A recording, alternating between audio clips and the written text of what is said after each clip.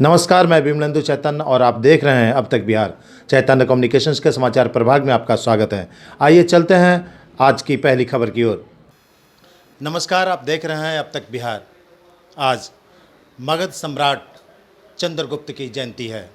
उनके आज जयंती समारोह के अवसर पर बिहार के गया में जदयू कार्यालय में जयंती समारोह का आयोजन किया गया। इस मौके पर उनके प्रति श्रद्धा सुमन अर्पित करते हुए जदयू के अध्यक्ष श्री अभय कुशवाहा इस मौके पर मौजूद थे।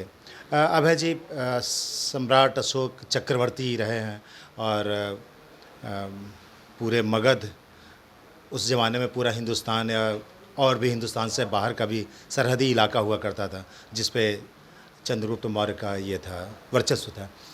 आज उनकी पुण्यतिथि मना रहे हैं। बिहारी हैं, बिहार के हैं, बिहार का गौरव है आज का दिन। क्या कहना चाहेंगे इस अवसर पर? कि सबसे पहले तो चक्रवर्ती सम्राट महान अशोक जी के जयंती के अवसर पर हम उन्हें नमन करते हैं, उन पर श्रद्धा सुमन अर्पित करते हैं और निश्चित तौर पर ये ज़रूर कहेंगे कि हम बिहार वासियों के लिए ही नहीं बल्कि ये मगध वासियों के लिए एक गर्व की बात है।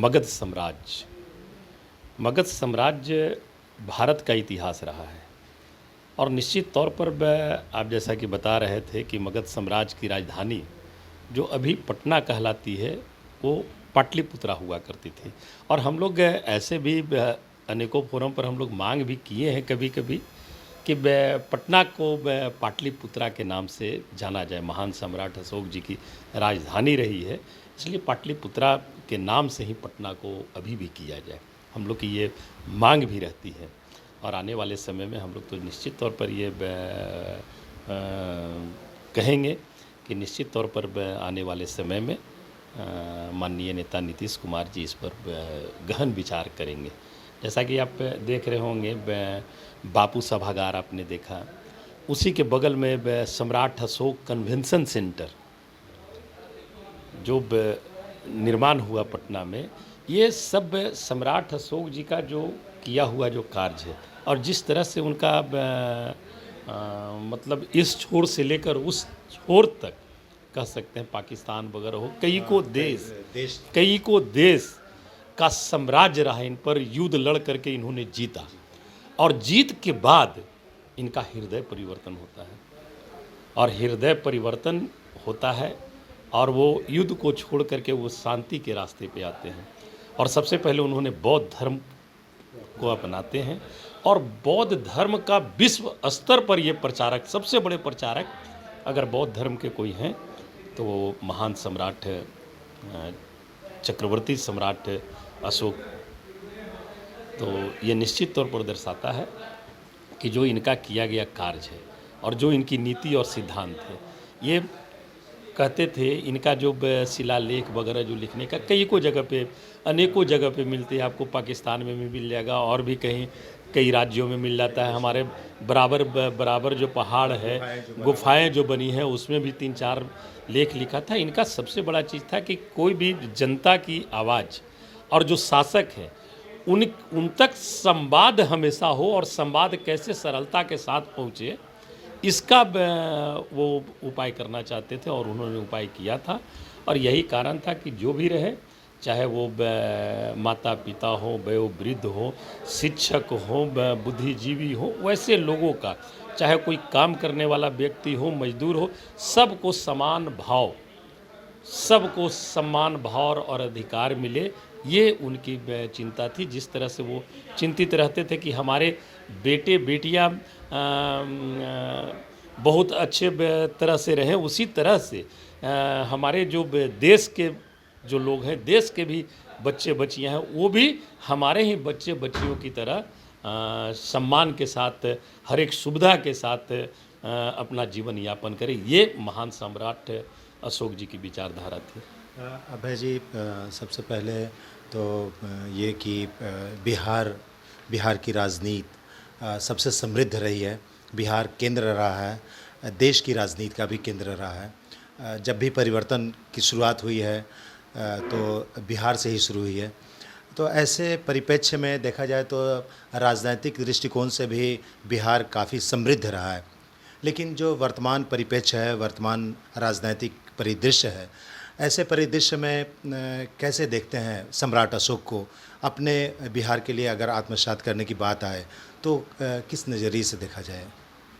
देखिए, एक चीज़ हम कहना चाहेंगे, महान सम्राट अशोक जी का जो अथी है, कोई भी कुछ चाहे, किसी भी प्रकार की कोई राजनीति करे, लेकिन लोग जो जिस तरह से राजनीति कर रहे हैं आज देश में, हम लोग को याद है। पहले हम राजनीतिक बात नहीं करते हैं, सब लोग को याद होगा, आपके माध्यम से हम कहना चाहते, पहले 100 का नोट आता था, ठीक है ना, उस पर देखते होंगे कि अशोक स्तंभ, चक्रवर्ती सम्राट अशोक स्तंभ आप देखते हैं, तिरंगा में भी शिलालेख वगैरह जो ये चक्र वगैरह ये सब जो खोजे, ये सब अशोक सम्राट जी की देन है, आज तिरंगा में भी मौजूद है।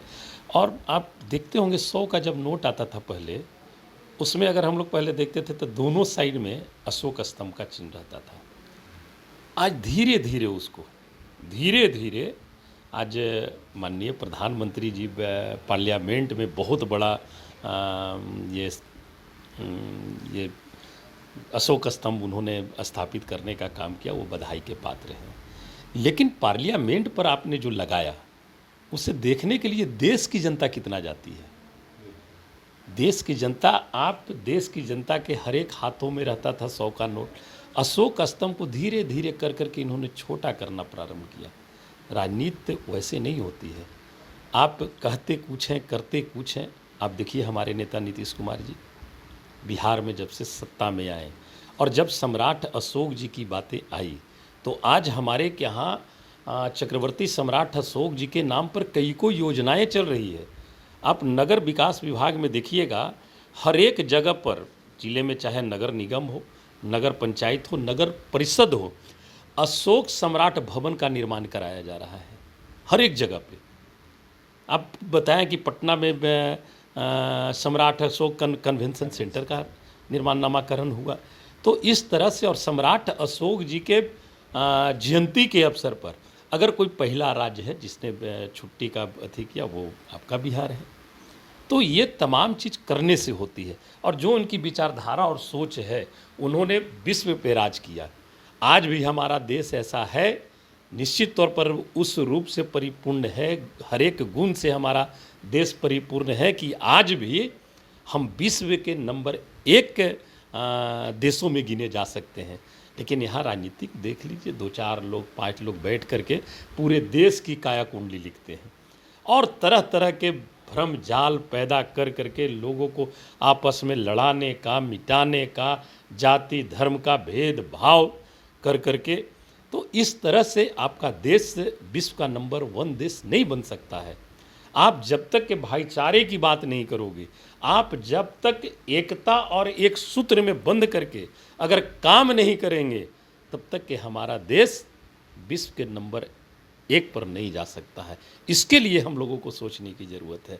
और निश्चित तौर पर हम तो कहेंगे कि आने वाले समय में हमारे जो देश के राजनेता हैं वो सोचें या न सोचें, लेकिन चंद्रगुप्त मौर्य के जो वंशज हैं उनको ज़रूर सोचना चाहिए कि आने वाली जो राजनीतिक जो देश की है, राजनीति में जो राजनीति से देश की गद्दी पर जो बैठते हैं, वहाँ से जो दिशा निर्देश जो जाए, वो सम्राट अशोक की विचारधारा, समाजवादियों की विचारधारा के अनुकूल भारत में जाए, इसकी परिकल्पना करनी होगी, न कि जाति धर्म के आधार पर ये वो कर करके। तो ये सोच आम लोगों को रखना होगा, ताकि हर एक लोगों का विकास और देश की तरक्की हो, बिहार की तरक्की हो। जैसा कि श्री अभय ने बताया कि राजनैतिक पीढ़ी, एक तरह से समझे तो राजनैतिक पीढ़ी को बदलने की ज़रूरत है। जैसा राजनैतिक माहौल है, जैसा राजनैतिक परिप्रेक्ष्य चल रहा है, ऐसे परिप्रेक्ष्य में सम्राट चंद्रगुप्त मौर्य को आत्मसात करना अति आवश्यक है और नितांत आवश्यक है। ऐसे परिवेश में लोगों को आगे आना होगा। जैसा कि उनका सिद्धांत था, सबको एक साथ लेकर चलने की आज आवश्यकता वैसी ही है। हम यहीं पे विराम लेंगे। अभय जी को बहुत बहुत धन्यवाद हमारे साथ बातचीत करने के लिए। अब तक बिहार में यहीं विराम लेते हैं। नमस्कार।